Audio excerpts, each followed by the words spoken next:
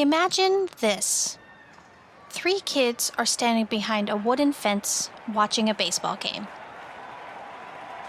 The first kid is tall and can easily see over the fence.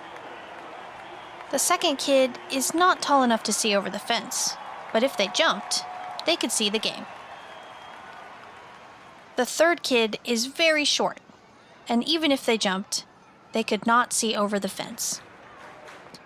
Now, imagine that the second and third kid had boxes to stand on. The second kid was able to find a small box to stand on, and now can see over the fence.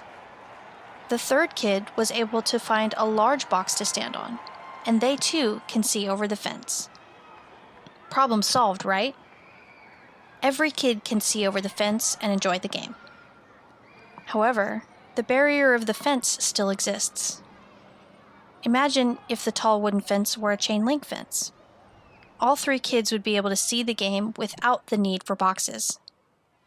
This hypothetical situation is a metaphor for our current educational system. In this example, the fence represents the barriers that students may face when they're at school. The boxes signify ways that educators can supplement instruction to meet the needs of diverse learners. The boxes are not problematic. They're there to support students and help them enjoy the game. However, the fence, or the systemic barrier, still exists. If the fence were a chain link fence, it would be universally accessible for each kid. This example illustrates the theoretical underpinning of universal design. A man named Ronald A. Mace coined the term universal design. Mace was an architect, wheelchair user, and disability advocate.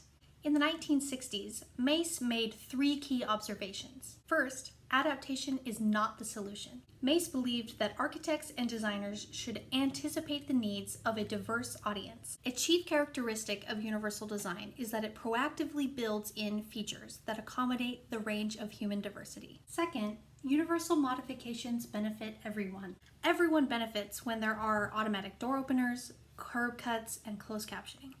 Finally, disability is not the problem, but inaccessibility is. Mace decided to remove unnecessary barriers that were stopping people with disabilities to participate in society. Mace redefined how we look at the design of all spaces. At this point, you might be asking yourself, why are we talking about architecture?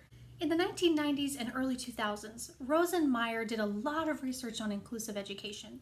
They were inspired by Ronald Mace and used his principles to design universal design for learning.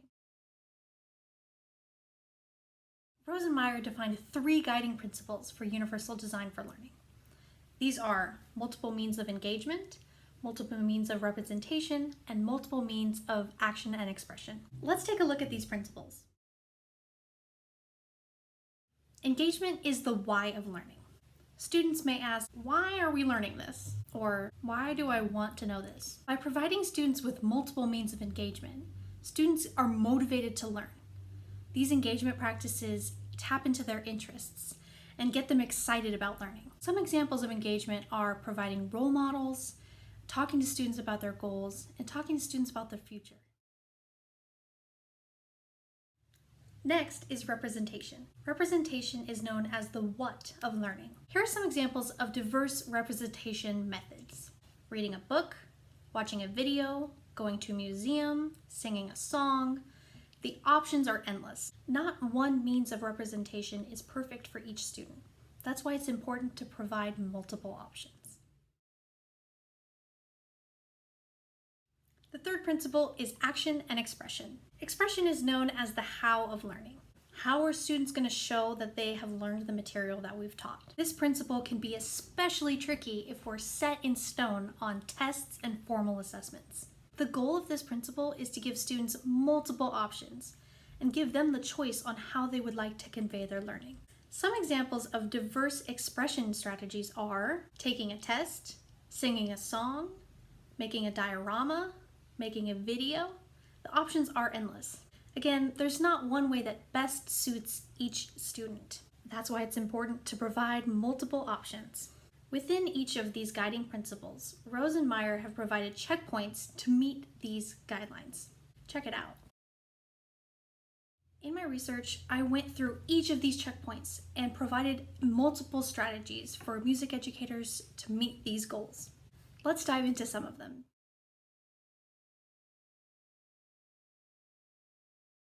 The goal of checkpoint 9.1 is to promote expectations and beliefs that optimize motivation. Music educators should encourage their students to set realistic, attainable goals.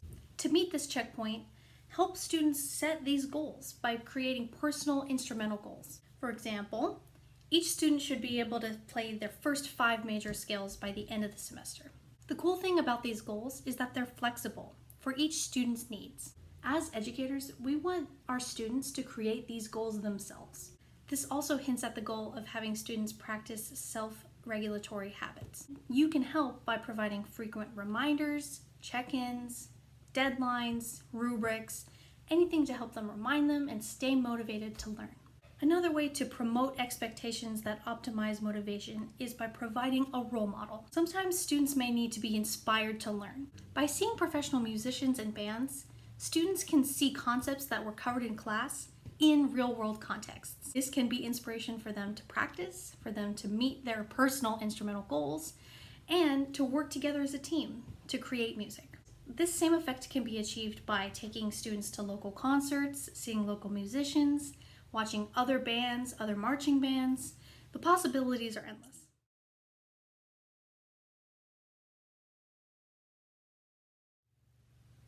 The goal of checkpoint 2.5 is to illustrate through multiple media.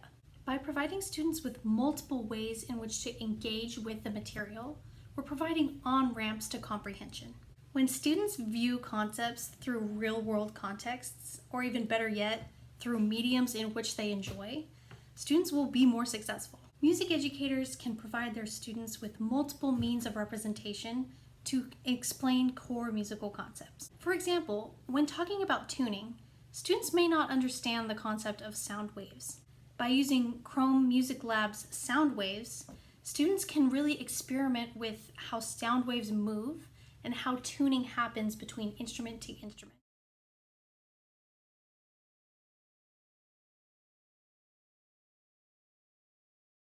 Students may also benefit from moving like sound waves, watching a demonstration, hearing a video explanation. There are many ways to understand this concept that are away from the horn.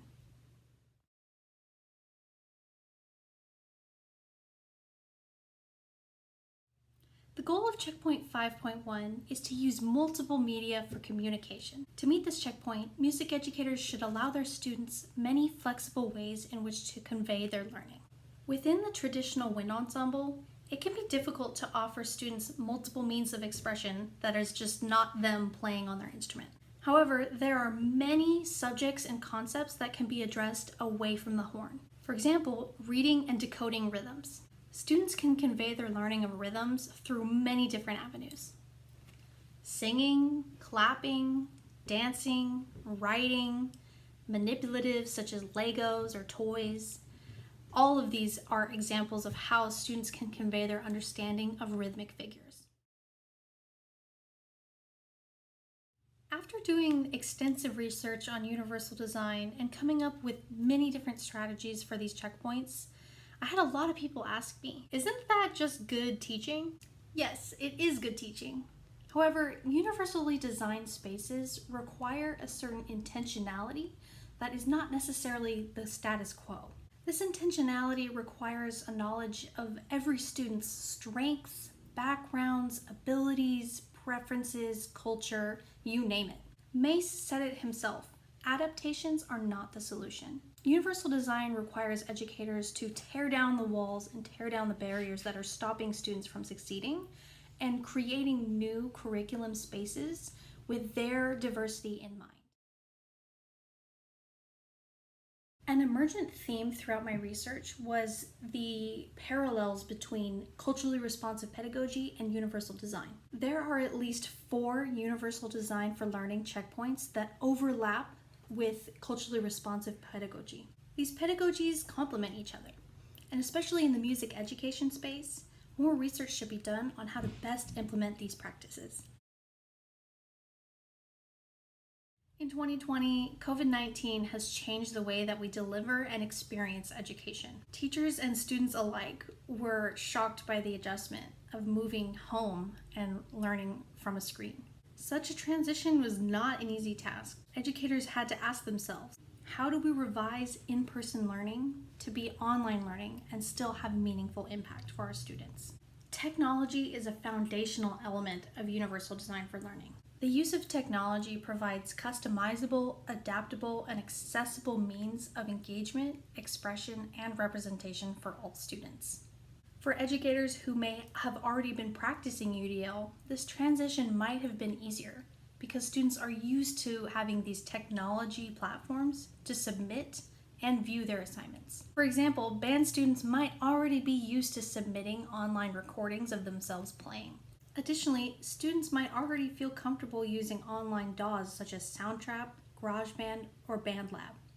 As we transition back into in-person learning, it's important that we keep these technology advances, that we keep providing students multiple means of engagement, representation, and expression through technology. If COVID-19 has taught us anything, it's that we need to learn how to adapt and use our time to make advances in education. At this point, you might be thinking to yourself, yes, great, that sounds great. I want to learn more, but I don't really know where to start, and also, this seems really overwhelming. If you're feeling like one of or all of those feelings, that's totally okay. The thing about UDL is it takes time to learn, and it takes time to grow and implement new practices. If you're feeling hesitant or you're feeling unsure, I would encourage you to do some reading, encourage you to do some journaling. Talk about why you're a music educator, why you show up for your students, and why you want to provide accessible spaces for all. And when I say accessible, I don't just mean accessible for students with disabilities. I mean accessible for students who are learning a second language, students who may struggle at home, students who may feel outcasted, students who have diverse cultural backgrounds. UDL requires us to meet the needs of these learners.